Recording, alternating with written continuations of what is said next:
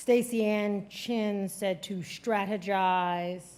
It was a call to action. So my first strategy is to throw out my questions that I had so carefully prepared over the course of the last week. And my panel has agreed to that plan, even though we talked about them for the last 2 hours in the green room. So I say thank you to all of you for that flexibility, and here we go. Elie Mystal. Yes. I do not have that intensity, by the way. That's. But you are a serious thinker, a scholar, and an intense person. Given the tragic irony of the Obama presidency, the first black president, and yet what Stacey Ann just called the staccato of black death that we have witnessed, at least since the 2014 killing of Trayvon Martin, and I say at least. Yeah. It's been on video since then. Right. Given that tragic irony, let's talk about grassroots power. Right. Let's talk about, you've written about jury nullification. That's not the only option, but tell us about that option. And you're not the only one who's written about that, even though you've been getting some attention for it. I have. But other scholars have been writing about that option. Tell us about that.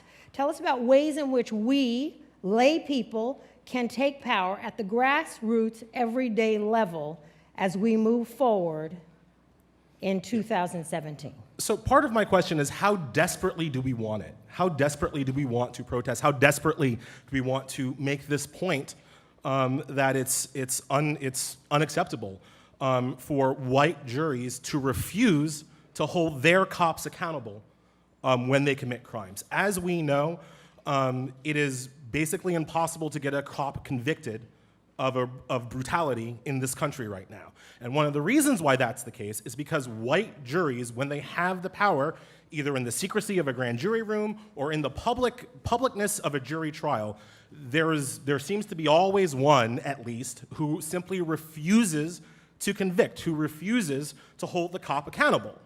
So, I've posited that one way to bring this problem to the attention of white America is for black juries and minority juries and non-white juries to do the exact same thing.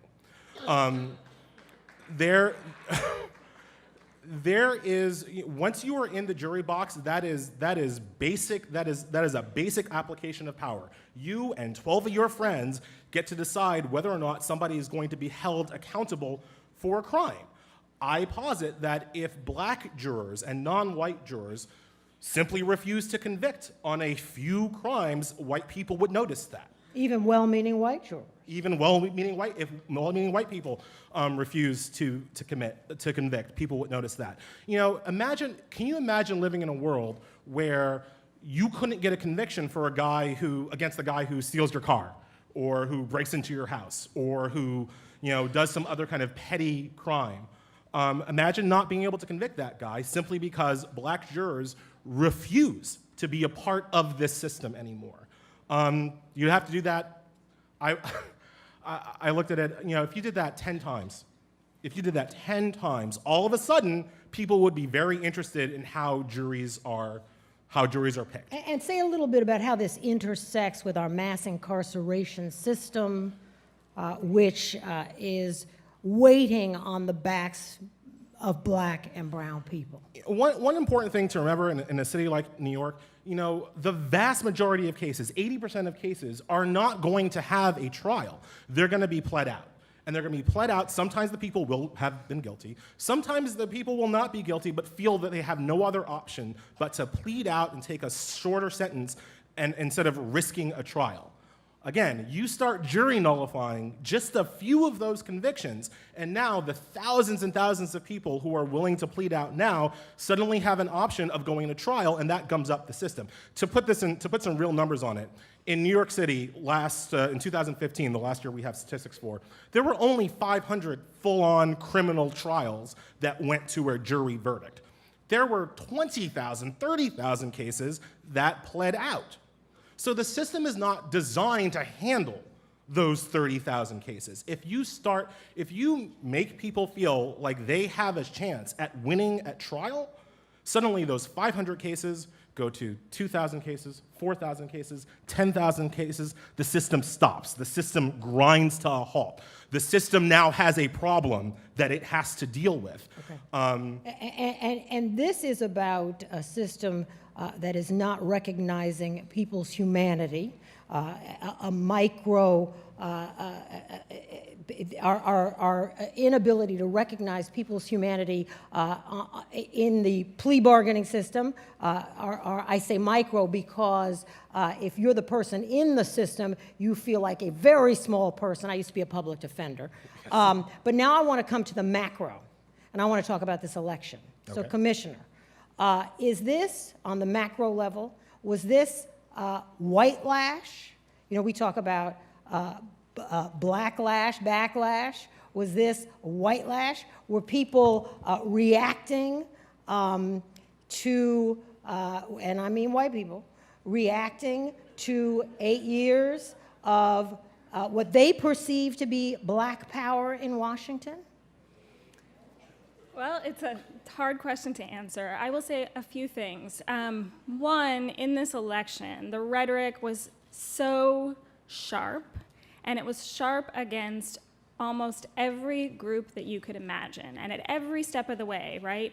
Veterans, communities of color, women, immigrants, lots of anti-immigrant sentiment. At every step of the way, you kept thinking it can't get worse than this. There's absolutely no way that an election can be won based on this rhetoric. And I think many of us, myself included, were in disbelief when an election actually was won based on hate.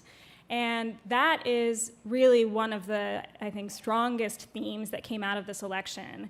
And then there's separately this discussion around, frankly, class, right? And the economic pain that groups are in across the country that crosses all boundaries as well.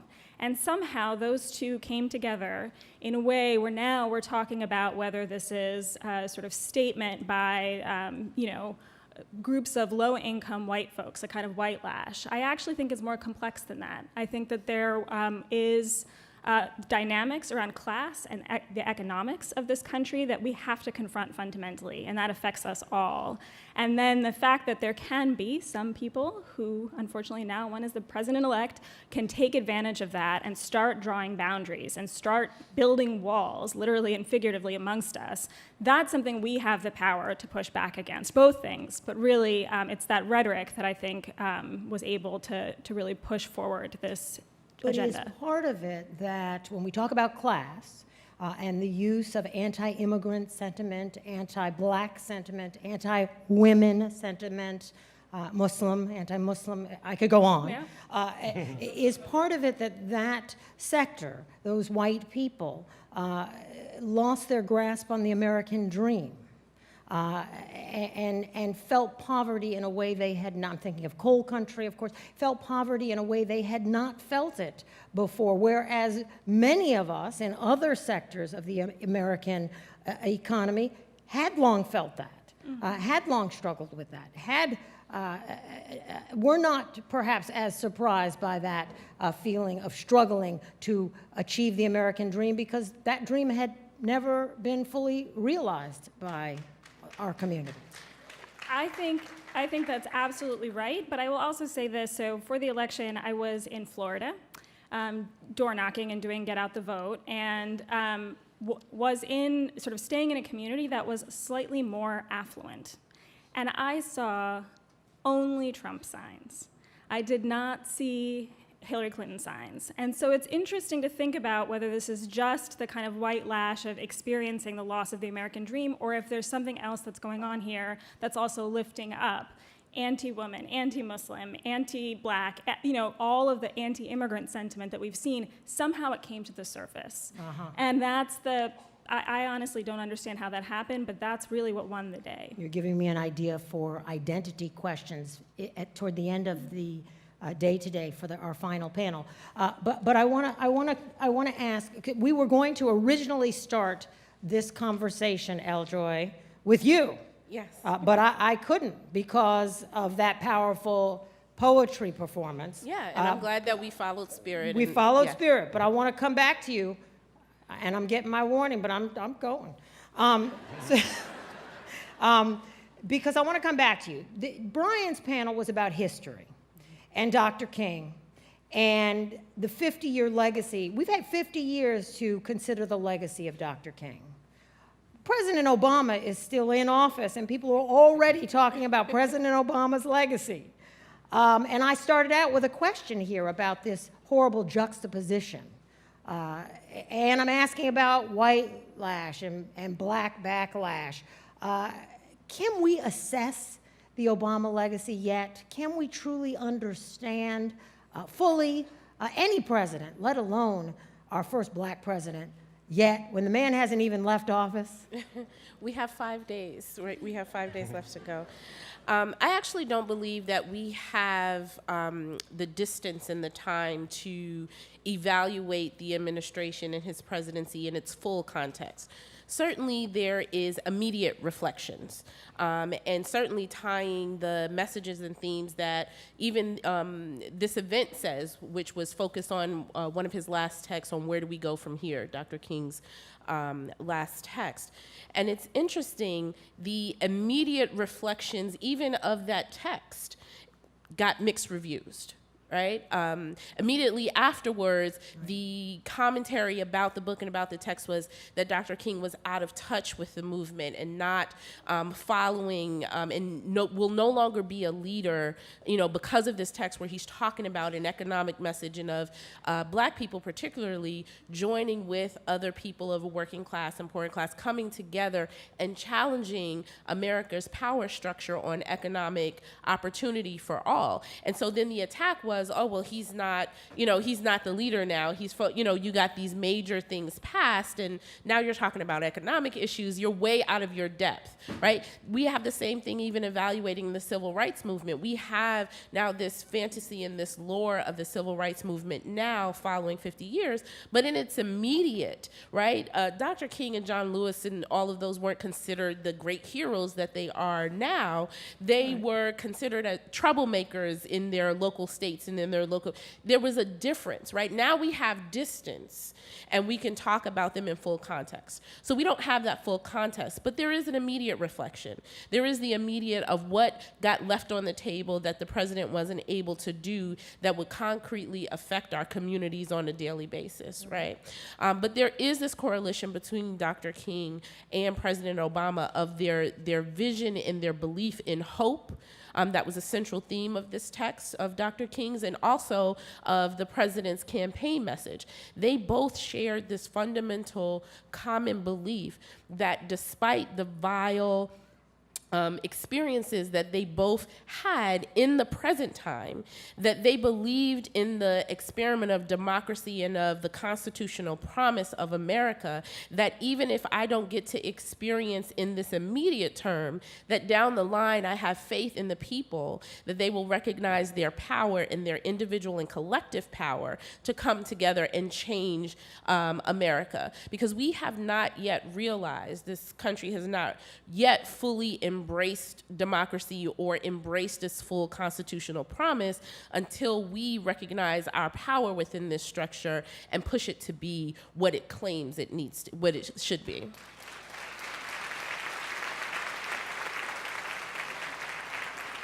I am going to come back to my prepared questions because I have one here from a listener who wrote in. And Eljoy, everyone else got two, so I gotta be fair. Eljoy, I had planned to ask you this one. It comes from Kevin F., who lives here in Harlem, and he wrote us in advance to ask this question. With the Trump administration coming in, our youth are discouraged, angry, and disappointed. They feel they are about to experience the pain and frustration their elders faced in the 50s, 60s, and 70s because of the present racial climate. They are particularly devastated that President Barack Obama, a hopeful leader, is leaving office. What can be relayed to them that will uplift their spirits, I'm hitting you with it. I didn't warn her about this in advance. What can be relayed to them that will uplift their spirits, provide hope for them and their offspring, that they are worthy that they are leaders, and most of all, that they count for something. You know, we actually started talking about this backstage, and this is my view. I'm a little bit more hopeful than most about the next season we're about to experience collectively in this country. And for the young people, I hope y'all brought young people with you today. I always tell people, bring young people with you if you can.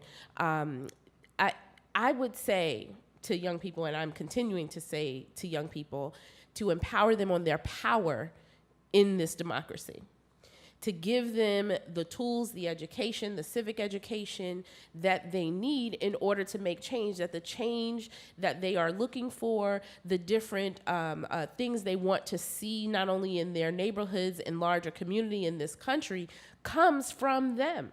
It does not come from the person occupying the desk in the White House.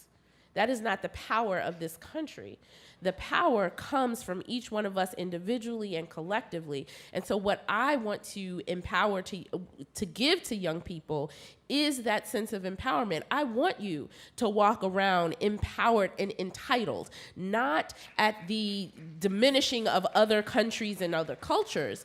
I want you to walk around empowered and entitled, that you have a say-so in how this country is governed and how it operates. And so I want to give the message of empowerment, so that, yes, you are disappointed with how collectively we may have acted, whether you acted or did not, you still acted in this election, that you have a power both locally and nationally to change that. So don't wait for somebody to come and change it for you. You are the person that you are looking for.